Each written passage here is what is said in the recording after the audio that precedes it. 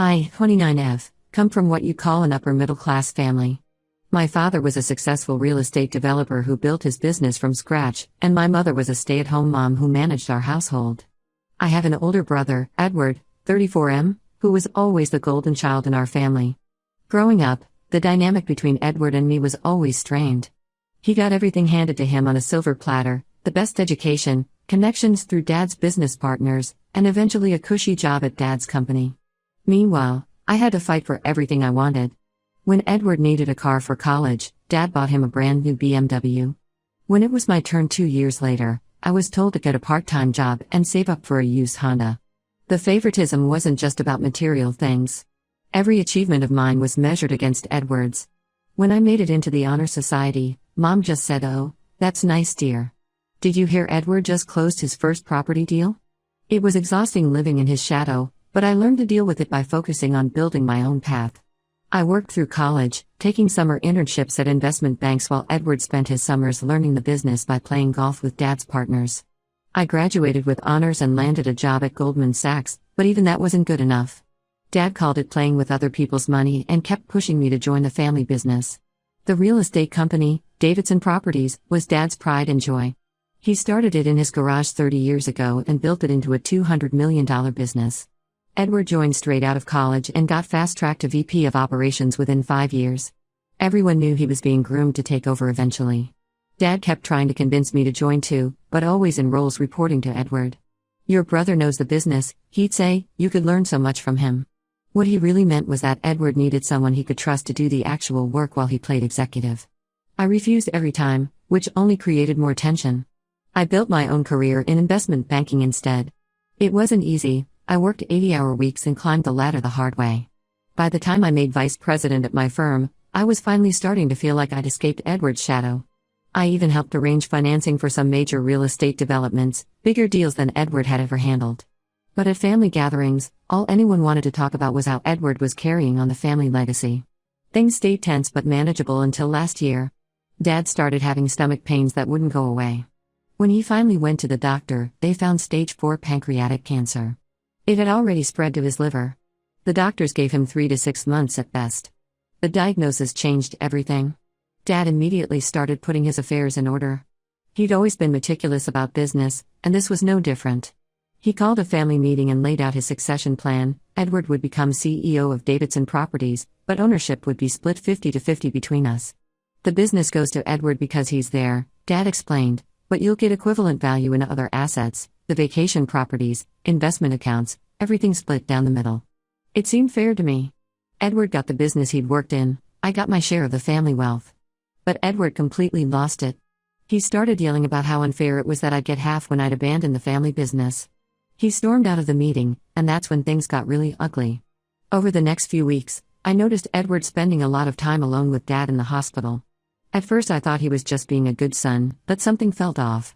Mom started acting weird too, avoiding eye contact when I asked about Dad's condition. I was busy with a major deal at work and couldn't be there as much as I wanted, which I now realize was exactly what Edward was counting on. 2 weeks before Dad passed away, when I was in London for a client meeting, Edward made his move. He brought a lawyer to the hospital and got Dad to sign a new will. I only found out about it after the fact.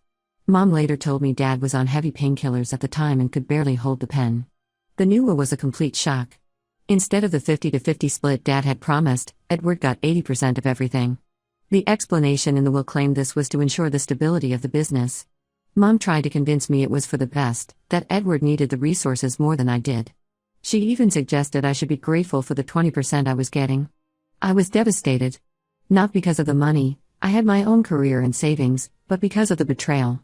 Edward had manipulated our dying father to get what he wanted. He took advantage of Dad's weakened state and medication to change a decision Dad had spent years planning. It was cold, calculated, and cruel. What really made my blood boil was discovering that Edward had fed Dad lies about me during those hospital visits. He convinced Dad that I was planning to sell my share of the business immediately after his death, that I would partner with competitors to take over the company, that I was just waiting for my inheritance to cash out. All complete lies, but Dad was too sick to verify any of it. After the will reading, Edward had the nerve to tell me this was what Dad really wanted. He suggested I should take my 20% and stay away from the business entirely. Mom stood there nodding along, just like she always did when Edward pulled his stunts. That's when I decided enough was enough. Edward had crossed a line that couldn't be uncrossed. I spent the next few months carefully gathering evidence. I got copies of Dad's medical records showing his mental state during those final weeks. I found emails between Edward and the family lawyer discussing the will changes before they happened. But the real goldmine came when I hired a private investigator. The PI uncovered years of financial fraud at Davidson Properties. Edward had been embezzling money through fake vendor contracts, inflated expenses, and phantom employees. He'd been living large on company money while preaching about preserving Dad's legacy. But that wasn't even the worst of it. The PI also found evidence of multiple affairs, including one with the wife of Dad's oldest friend and business partner. Instead of confronting Edward immediately, I decided to play the long game. I pretended to accept the will's terms. I showed up at family dinners, made nice with Edward, even congratulated him when the board officially made him CEO. All while building my case and waiting for the perfect moment to expose everything. That moment was coming soon, at the annual charity gala where all of Dad's old business partners would be present. Edward wouldn't know what hit him. Update 1: The annual Davidson Properties charity gala was everything I expected and more. It's a massive event held at the Plaza Hotel every year, where Dad's old business partners, major clients, board members, and family friends gather to celebrate and raise money for local housing charities. Dad started this tradition 20 years ago, and it was always his favorite night of the year. Edward spent weeks preparing for this event. He wanted to prove he was worthy of being Dad's successor, so he made sure everything was perfect. The theme was continuing the legacy. The irony wasn't lost on me. He even had massive portraits of Dad displayed around the ballroom, which made what I was about to do feel even more justified. I arrived early and sat at my assigned table near the back. Edward had deliberately seated me far from the main action, probably hoping I wouldn't draw attention. His wife Sarah was helping him greet guests at the entrance. She looked stunning in her designer gown, completely unaware that her perfect life was about to implode. Almost felt sorry for her. Almost. The evening started with cocktails and networking. I watched Edward work the room like he owned it, laughing with board members and schmoozing with clients. Mom was there too, floating around like the proper society widow, still playing her part in Edward's charade. I noticed she kept glancing nervously in my direction. She knew something was off but couldn't figure out what. Then came the moment that sealed Edward's fate. I overheard him talking to Richard Evans, one of our biggest clients, near the bar. He was bragging about how smoothly the succession had gone, how Dad had seen the wisdom in giving him control. He actually said, "Sometimes you have to help people make the right decision, you know what I mean?" While winking at Richard. That's when I knew I wouldn't hold anything back. The presentation was scheduled for 8 p.m. Edward took the stage, looking every bit the successful CEO in his custom tuxedo. He gave a speech about family values and continuing Dad's vision, standard stuff about integrity and legacy. Sarah watched adoringly from the front table, their perfect marriage on display for everyone to see. I had coordinated with the AV team earlier, claiming to have a special tribute video for Dad. They had no idea what was really on the USB drive I gave them. As soon as Edward finished speaking, the screens behind him lit up. The first slide was simple, the true Davidson legacy, followed by copies of Dad's original will showing the 50-50 split. Then came the medical records, showing Dad's heavy medication schedule during his final weeks. The emails between Edward and the lawyer were next, revealing their plot to change the will while I was out of town. The room got very quiet. Edward tried to signal the AV team to stop the presentation, but I paid them well to ignore any interruptions. Then came the financial records, fake vendor contracts, inflated expenses, money trails leading to Edward's personal accounts. Years of systematic fraud laid bare for everyone to see.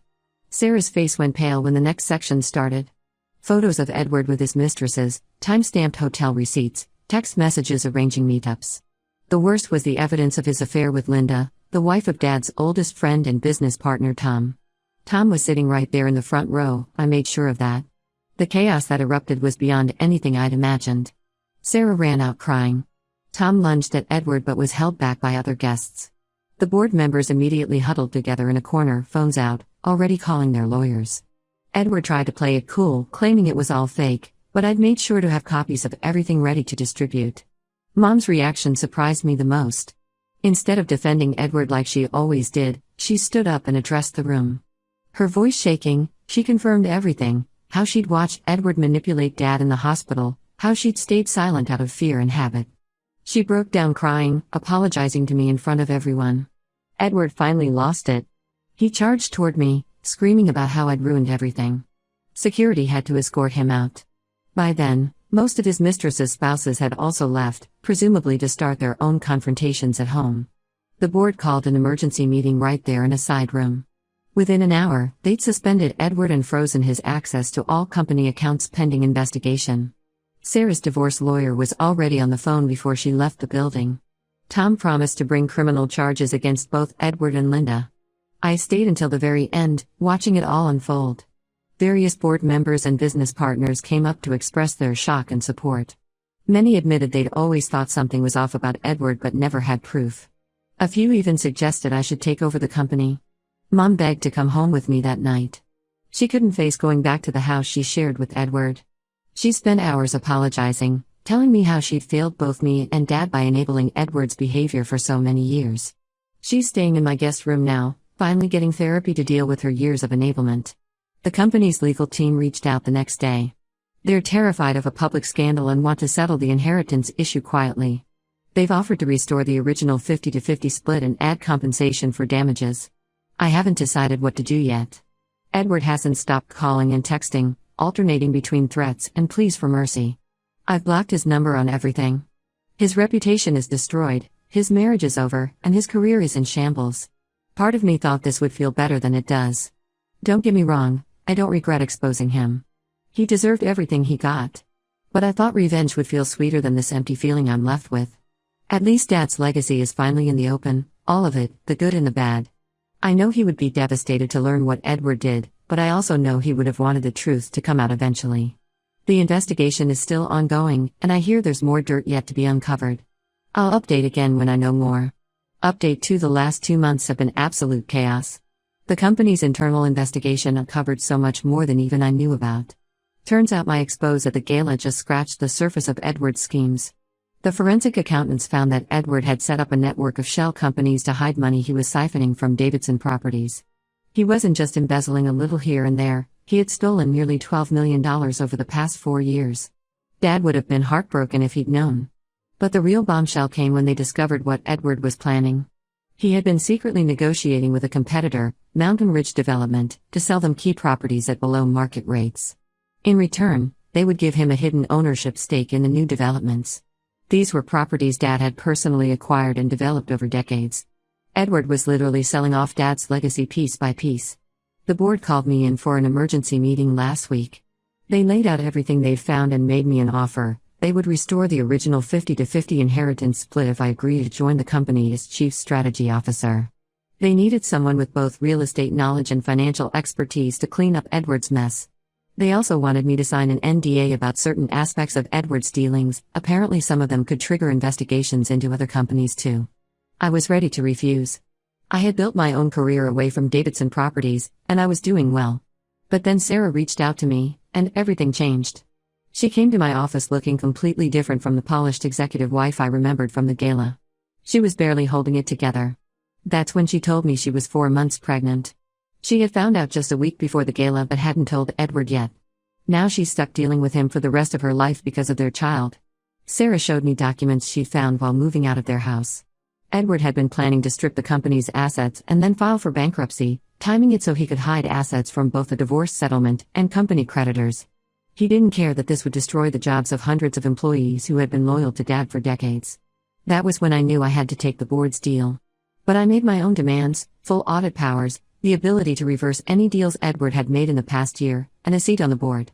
They agreed to everything. They were that desperate to avoid more scandal. Mom's still living with me, but things are complicated. She's struggling to process everything that's coming out about Edward. She keeps saying things like he was such a sweet boy and I don't know where we went wrong. I try to be patient, but sometimes I want to scream at her that she knows exactly where they went wrong. They spoiled him rotten and never held him accountable for anything. The therapy seems to be helping her though. Last week she finally admitted that she had seen warning signs about Edward's behavior for years but chose to ignore them. She said she was too afraid of losing her comfortable life to stand up to him or Dad. At least she's being honest now. Edward tried to fight back, of course. He hired some hotshot lawyer to claim that he was set up, that I had fabricated everything out of jealousy. But the evidence was too solid. The board's investigators had found everything independently after my gala presentation. Even his lawyer dropped him when the full scope of his fraud came to light. Sarah's divorce is moving forward, and she's made me her key witness. She's determined to protect her baby's future inheritance from Edward's schemes. The judge has already frozen most of his remaining assets after seeing evidence of his planned bankruptcy fraud. I'm slowly learning the details of Dad's business that I had stayed away from all these years. Turns out I have a knack for real estate development when I'm not being pushed aside or undermined. Some of Dad's old partners have started reaching out, saying they always wondered why I wasn't more involved in the company. The hardest part has been dealing with the employees. Many of them had looked up to Edward, believed in him. Finding out about his betrayal hit them hard. I've been trying to rebuild their trust in the Davidson name, but it's going to take time. I know there's more to come. The investigators say they're still finding new evidence of Edward's schemes every day. I've heard rumors that some of his shadier deals might attract federal attention. I'll update again when I know more. Update 3: The dust has finally settled, and things have fallen into place in ways I never expected. The company is stable now, and last month the board unanimously voted to make me CEO. Turns out I inherited more of Dad's business instincts than anyone realized. We've managed to reverse most of Edward's damaging deals and even landed 3 major development projects that he had nearly lost. The federal investigation into Edward's dealings wrapped up last week. He's facing multiple charges of wire fraud, tax evasion, and money laundering. His lawyer is pushing for a plea deal, but from what I hear, he's still looking at significant jail time. The evidence trail was just too clear. Edward made one last desperate attempt to worm his way back in. He showed up at my office unannounced last week, looking nothing like the polished executive he used to be. He'd lost weight, his designer suits replaced by off-the-rack clothing. He brought Mom along, thinking she would help plead his case. His timing was awful. We were in the middle of a board meeting. He burst in claiming he had changed, that he understood his mistakes now, and wanted to make amends. He even offered to take a junior position in the company, anything to get back in. Then he played his final card. He started talking about how Dad would have wanted the family to stick together. That's when Mom surprised everyone. She stood up, looked him straight in the eye, and said, "Your father would be ashamed of what you did to this company and your sister." She told him to leave and never contact us again. The security team had to escort him out while he yelled about family loyalty. It was pathetic but also strangely liberating. Sarah had her baby last month, a beautiful little girl named Claire. She asked me to be the godmother, which felt like the ultimate victory over Edward. He's not even allowed unsupervised visits with his daughter. The judge saw his history of deception as a character issue. He's required to pay significant child support from what's left of his assets, but he can't make any business decisions about his remaining shares without board approval. Mom's still living with me, but she's different now.